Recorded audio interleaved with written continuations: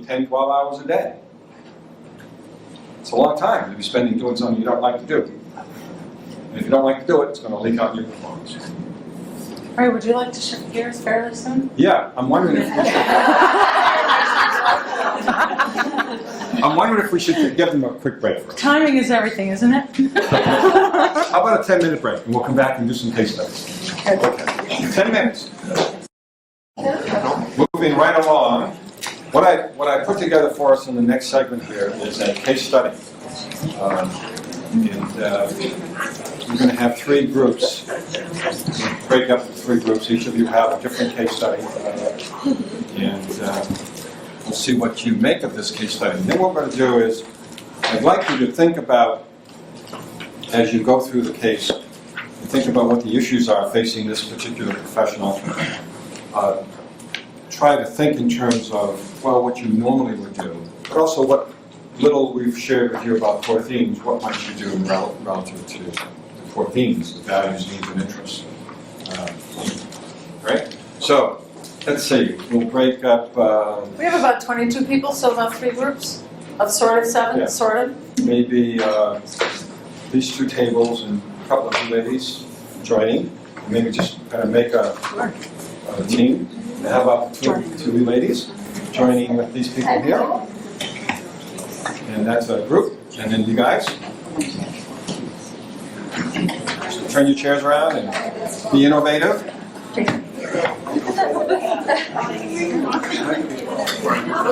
Yeah, you work out. You work out. The best group in here, isn't it? Yeah, You so might we're going to wanna, go over this, and then you're going to get to really dive into it. So Yeah, you don't might even want to need get involved there. I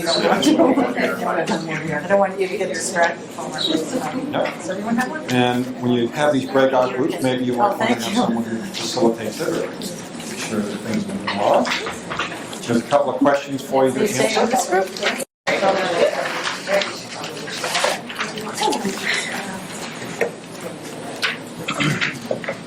Okay? We're going to take about 10 or 15 minutes within your group, and then we'll spend another 10 or 15 minutes talking about what conclusions you've drawn, how you've answered the questions.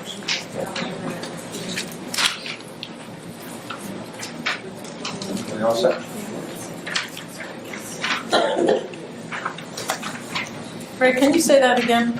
Yep, we're going to take about 10 or 15 minutes within your group to study the case study. There's a couple of questions. I'd like you to talk about what you would do to help this individual. What are the issues facing this person?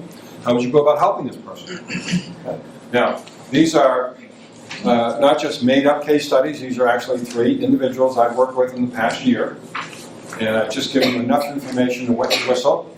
And so give it your best shot, and then we're going to get back together as a whole group and see what we come up with in terms of helping this particular individual.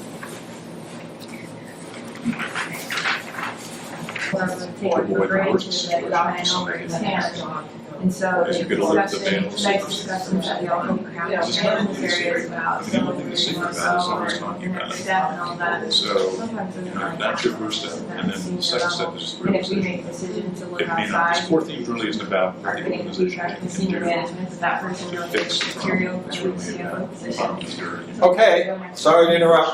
Not that, you know, it's also Can't go on and on like that, Dennis. It's not good for you. All right, I learned from the master. We've got some good thoughts. All right, let's. You can stay where you are if you like, or turn around, just change your chairs around, whatever's comfortable. That is if you wanted. Okay. All right, let's have a little discussion about, well, what your thoughts were about that particular case. And what would you have done? What would you have done, or what would you do to sort of help them? Who's any spokesperson for this group? You probably need to have a, you know. Are you the one? I can, sure. Okay. I'm sorry, what is your first name? Lanny. Lanny. Yes. Okay, Lanny's going to speak. What case study did you have? Just give a quick quick synopsis of the study, because they all had different studies. Okay. We have someone named Dave who's a top level senior manager in a finance type position, who was pretty sure he was going to become the CFO of this company. And after 22 years, he was shocked, I guess to say the least, that after leading 120 employees very successfully over his career, that he did not get the CFO position that he had really been positioning himself for. And at this point is very upset. And as a HR professional, we were asked, what do we see as the primary issues that are affecting him, and how would we help him? Okay, and your conclusion, how are you going to help Dave? We came up with a whole list of ideas of what we do, and I think probably the most important would be getting ourselves as the HR folks and his senior manager and himself all together at the table and discussing really where we go from here. Trying to get the real story from his manager and to really try to get from him what he's been communicated over the years, and to try to get an open dialogue. Is that accurate? Okay, on a fixed day. And also just to see whether or not senior management wants him there. Like Right. maybe he's really, and part of it too is through the years he looks back and he thinks that he maybe isn't as happy in his position as he always thought he was. So he's thinking that too as he's going through his thought process of why he was passed over. So finding out, well, with the change in management, are they just wanting to get someone new and fresh in the position and they weren't ever considering him if the plan has changed over the years, or is he really a valuable employee that they want to save? Another group. You guys had Okay. I don't think we've You were the scribe. We actually had a situation, we had an administrative assistant to the CFO/CEO. She was an excellent employee, very bright, intelligent, and has been working towards a bachelor's degree in marketing. She's struggling to stay motivated because her job is predictable and really feels like she's absent of any particular challenges. She likes working for the company, she respects her bosses, she's 1 year shy of getting her degree. So it's taken her a couple of years, it says here, to grips with the realities of her job and her underlying dissatisfaction. And we were asked what were the primary issues that were facing this employee, and what can we do to help her resolve her dilemma and find greater satisfaction in her work. So we thought that the underlying were that she was bored, underutilized, and that she had skills and interests that were not necessarily matched with her current responsibilities. And then we talked about how to help resolve or address the problem. And we talked about a variety of different things. We talked about, first of all, talking with the employee about how she can advocate for herself, identifying what her particular interests were, what were her goals, what were the responsibilities that she particularly liked, she didn't like, potential career path, possibility of working on special projects. And then we also stepped back a little bit to say that really one of the things we also needed was buy-in from her current bosses as far as any of the work that we were discussing with this particular employee, and how would we go about doing that. Great. Did I listen? Anybody want to add? Okay. You guys had Joanne. And then Sharon. Oh, you had Sharon. Sharon right next to you. Right. I guess I'll go if that's Sharon has been with an organization for 14 years as an underwriter in a bank. She's come to the organization, that's the only job she's had.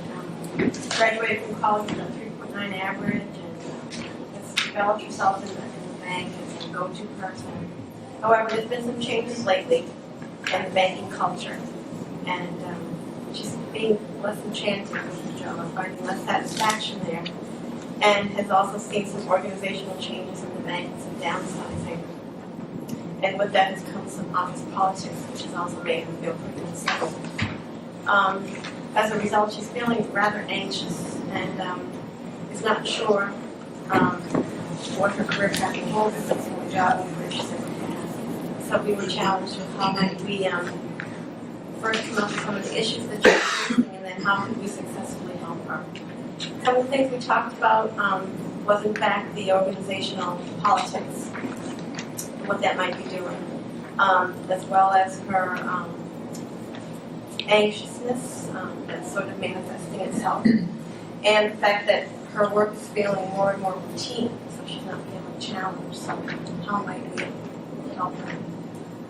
We thought about first perhaps some internal mentoring, but then also challenged ourselves that sometimes it's better to take a look outside the organization to find a perspective that might be a bit more refreshing to help her really take a hard look at where she wants to be in her career, whether she stays with that type of career or maybe courageously branches off to something else.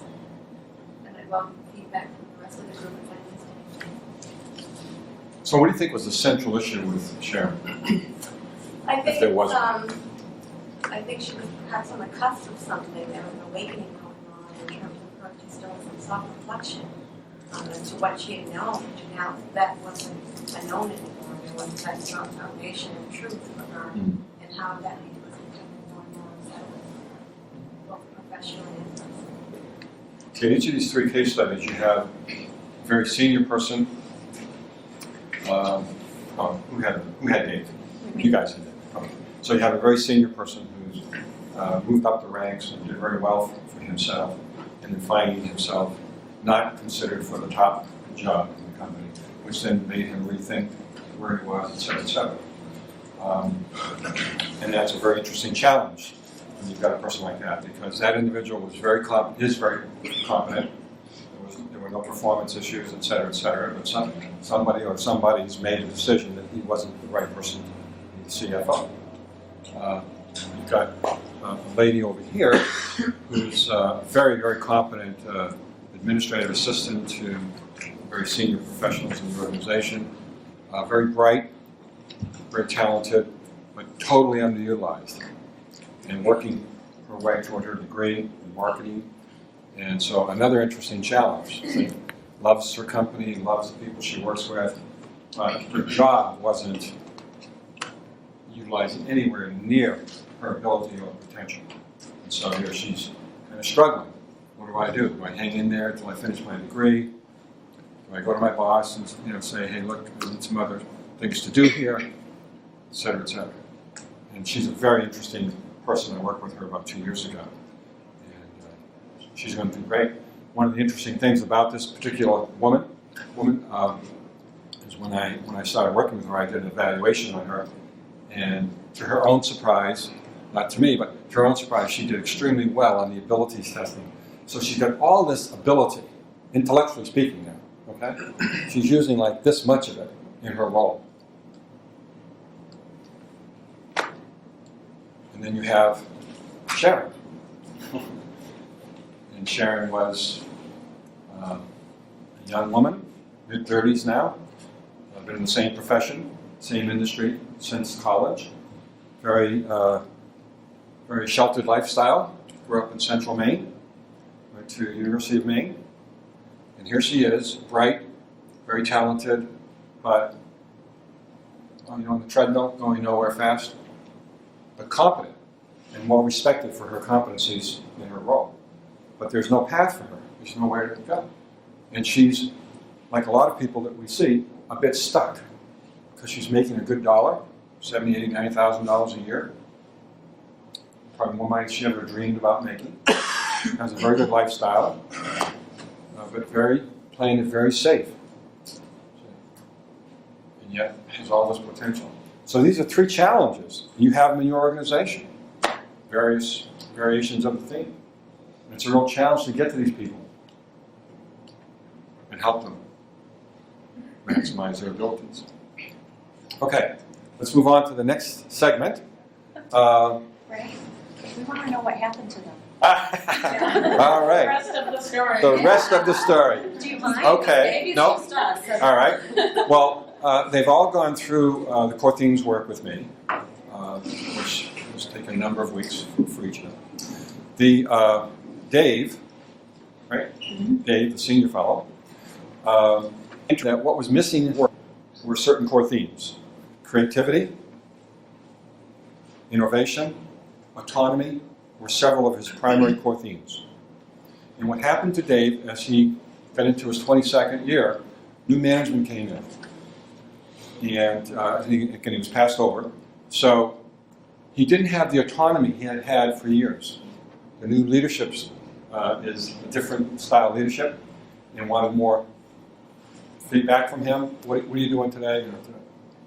So when he came to see me privately, paying for it himself, he said, I don't know what's going on, but I love the company, I've been there. What's happening to me? Why am I? And we discovered through a lot of work.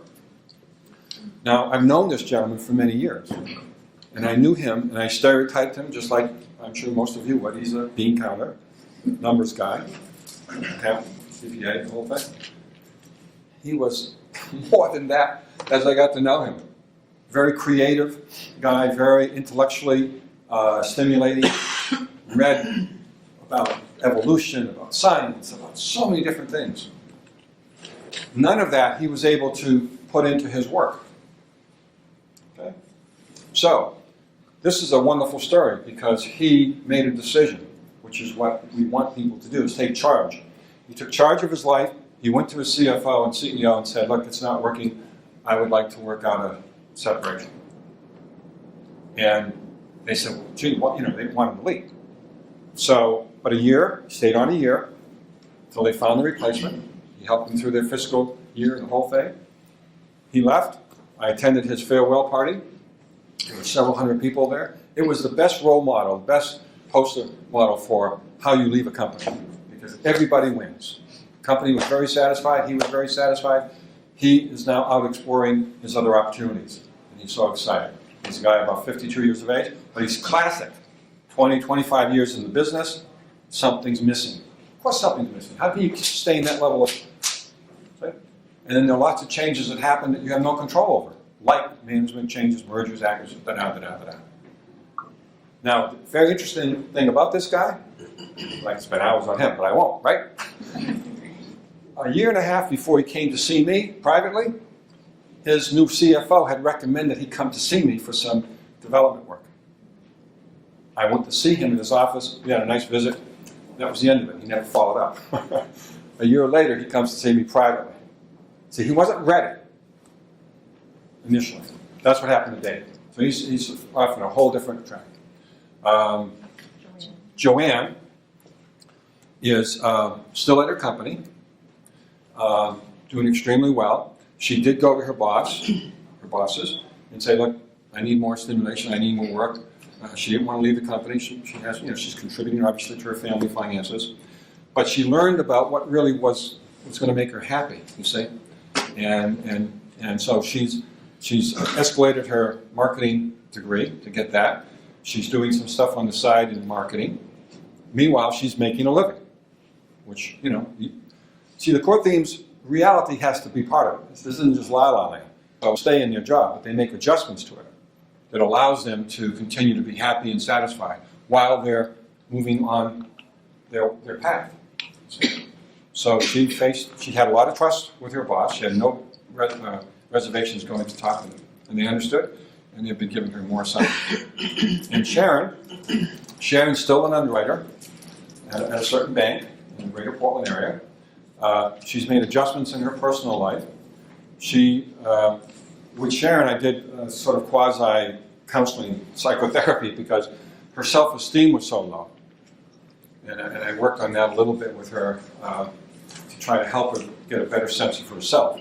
Because she's a very confident, very talented young woman, but has never really had the external reinforcers in her life. She's led a pretty sheltered life. And so she's still there, but has made adjustments to the job. She's become much more assertive. She had a boss that she just couldn't get along with, and it was sort of dumping on her, taking advantage of her more naivete personality and her niceness, and was trying to toughen her up a little bit. So she's made some adjustments that way, but she's still there. Yep. And I suspect that she will probably make some other changes within the next year or two. So 3 different kind of scenarios, but fairly typical. You know? As you can see from my explanation, it's always about helping the individual understand what's really going on with him so they can make better choices for themselves. We don't make the choices for them. Our job is to help them get to a point of clarity where they can make a better choice. All right? And if they decide to stay in their job, fine. I've had lots of people do that. But they understand why they're there and why they're doing it. That's the key. Right? They're not just blindly kind of going along. And almost always, when they get to the point of understanding their core themes, the symptoms of unrest or unsettledness, psychological, physical, sort of dissipate, if not go away. Because now they're in charge. And so in 2 of these cases, the company, all 3, the company's benefited because they now have an employee, in these 2 cases, been retained. This person left. But the company's better off because he had psychologically checked out 2 years before he came to see me. Now, but being the responsible person he is, he kept doing his job, but he wasn't there. These people, these 2 young women here, would have psychologically checked out at some point if they didn't address the issues.